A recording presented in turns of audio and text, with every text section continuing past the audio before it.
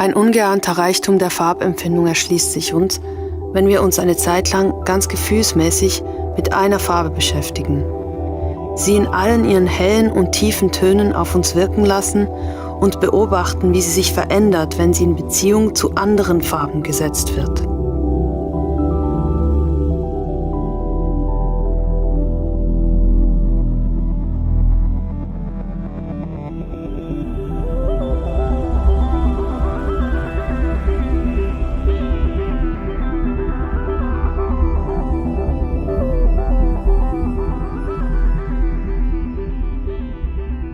Sophie Taeuber-Arp is one of the best kept secrets of art history.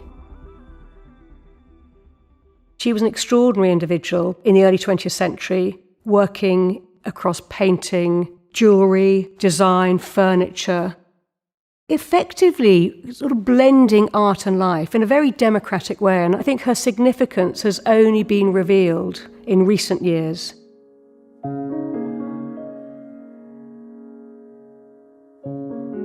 In the first room of the exhibition, you meet Sophie Taeuber in Zurich during the First World War. Artist who fled the war-ridden Europe for the safety of neutral Switzerland found themselves in the conservative city of Zurich.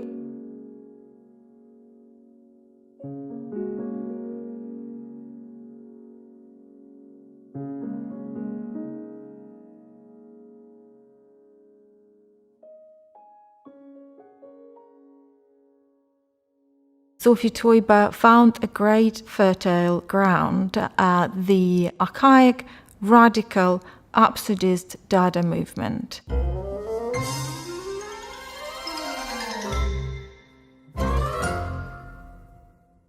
It was in the context of Dada that she met her lifelong partner and the fellow artist, also often collaborator, Hans Arp.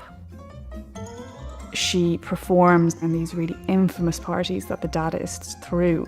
And there you see Sophie Taeuber-Arp in her 20s, dancing in a costume, masked, and it's just this wonderful kind of evoking of the world of the Dadaists at that time. One of the things I find fascinating about Sophie Taeuber-Arp is that she was also a trained dancer. That knowledge of the body and that knowledge of dance is something that is expressed as well through her engagement with the Dada heads and the Dada objects.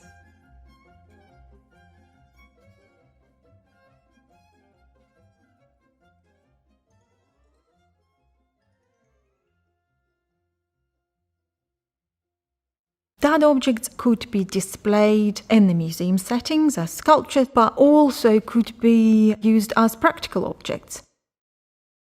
One of them you see here was actually a gift from Sophie to her sister Erika and was used as a powder box.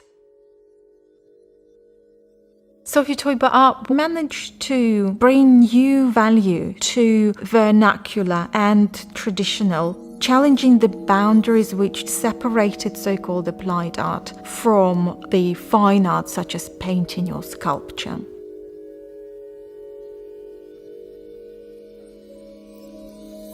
In 1918, Sophie Taeuber-Arp is commissioned to make the set design and a suite of marionettes for the remake of the 18th century play King Stag, using Sophie Taeuber-Arp's wood-turning technique.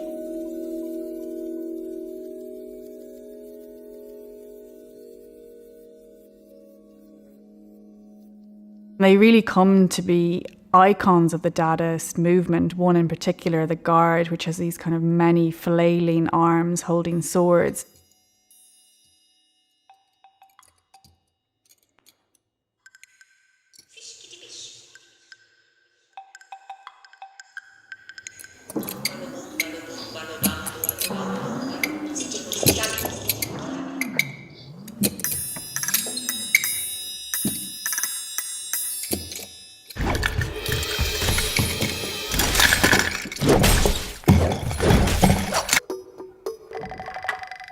One of the things that is fascinating about the marionettes is that sense of joy, because Sophie Taeuber-Arp said in the past that she really attributes great importance to a sense of joy and gaiety. It's that sense of joy that really allows you to face life's problems and find a natural solution to them.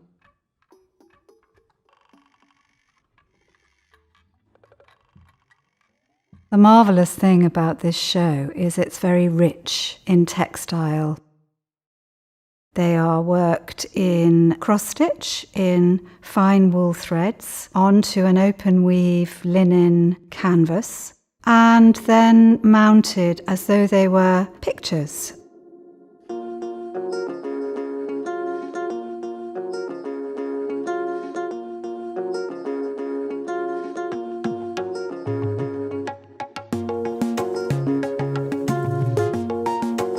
In the main large vitrine, you'll see some beautiful glass bead bags, and the detailing on them is superb.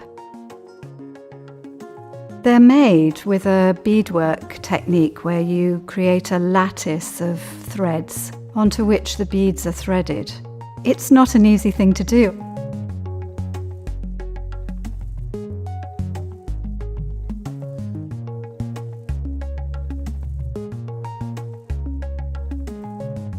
The bags and the necklaces both display such a sense of colour.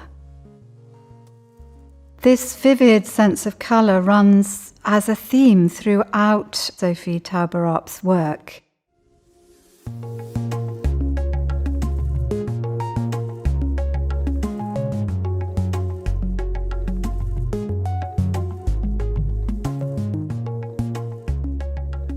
As you proceed into the next space, you witness how Sophie Taeuber's method, developed during the turbulent war years, found application as she started embarking on her new career as a young and upcoming architect and interior designer. She applied abstraction to three-dimensional environment and put the essence of the avant-garde aesthetics into the use for everyday life.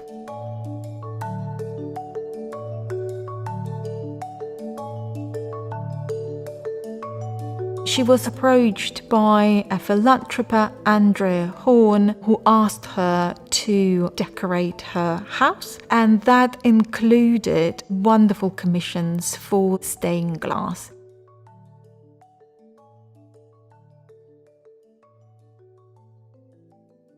She was commissioned by Andrea Horn's brother to develop an interior design for the Modernist Entertainment Center in Strasbourg. The Obet Commission firmly established Sophie Taeuber as professional architect and interior designer.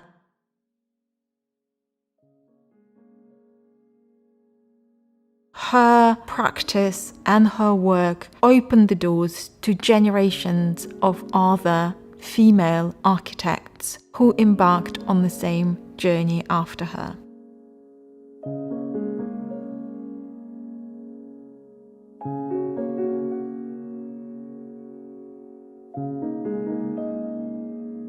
One of the really interesting things about Sophie Taeuber-Arp is that within all this diverse practice, she also had this very strong focus on more traditional sense of painting, studio practice.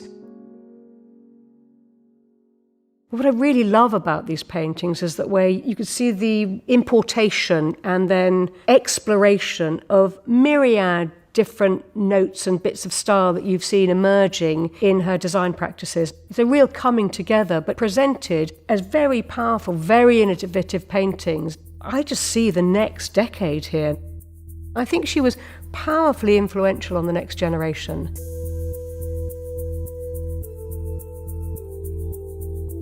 In this triptych, you see blue, red, and green circles, as well as squares and rectangles. They are arranged with precision in schematic compositions, and are carefully balanced, but the patterns which are established here only to be broken through sort of playful variety and rhythmic spontaneity. This painting is clearly divided into separate units, and each is activated through the interplay of tilted and balanced colored forms, which sort of interact with each other and create balanced but at the same time dynamic and slightly mischievous, joyful composition.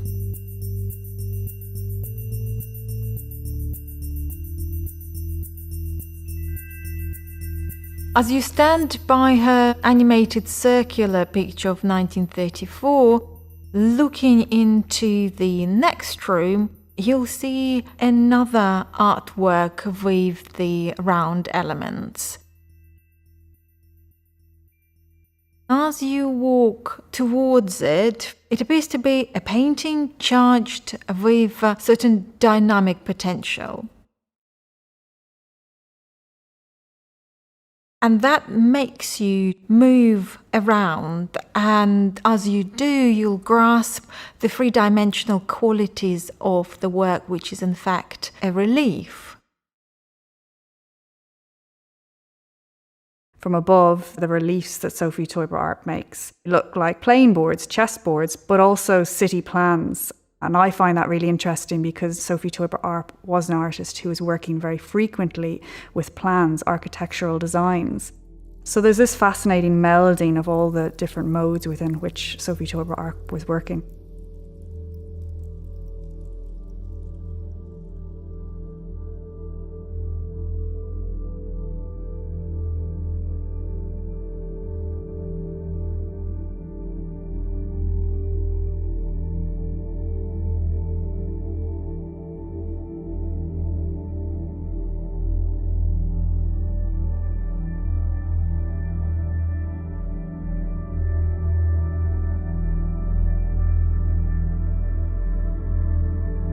As you move into the final room of the exhibition, you see a group of works, mainly on paper, created just before and during the Second World War, while the artist was fleeing the Nazi occupation of Paris.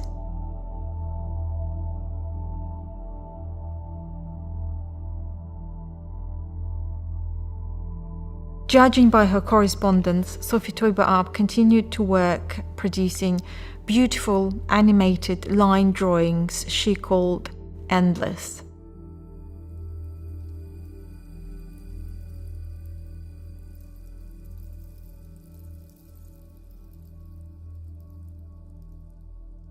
She used the only means available to her at the time: sketchbook, piece of paper, pencil and colored pencils.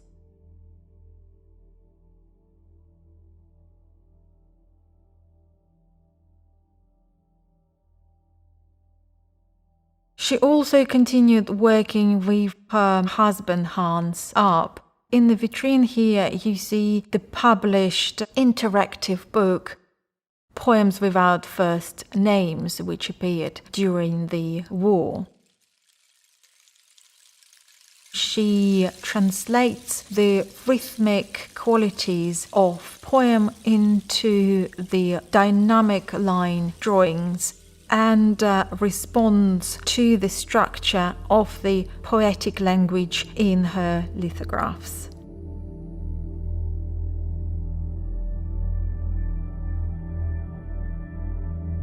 One night of the 14th January 1943, she stayed over at a friend's house and spent the night in an unheated room.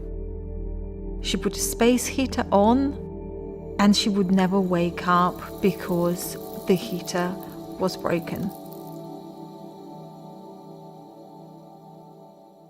She died of carbon monoxide poisoning at the age of 53.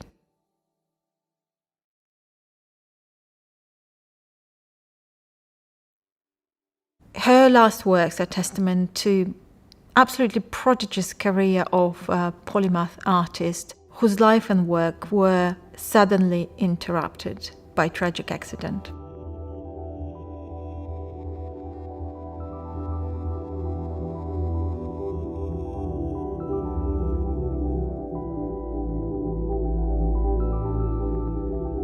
Looking at these two small drawings of landscapes, you suddenly realise that, boy, she could draw. And a life devoted to abstraction was not an inevitability, it was a choice. She could have chosen a different route. She was absolutely gifted. Sophie Taeuber-Arp is one of a very large number of female artists who were not privileged by gender. It's out of respect to Sophie Taeuber-Arp to give her back her voice, to kind of allow her to tell her story in a way she was never allowed to do it in her lifetime.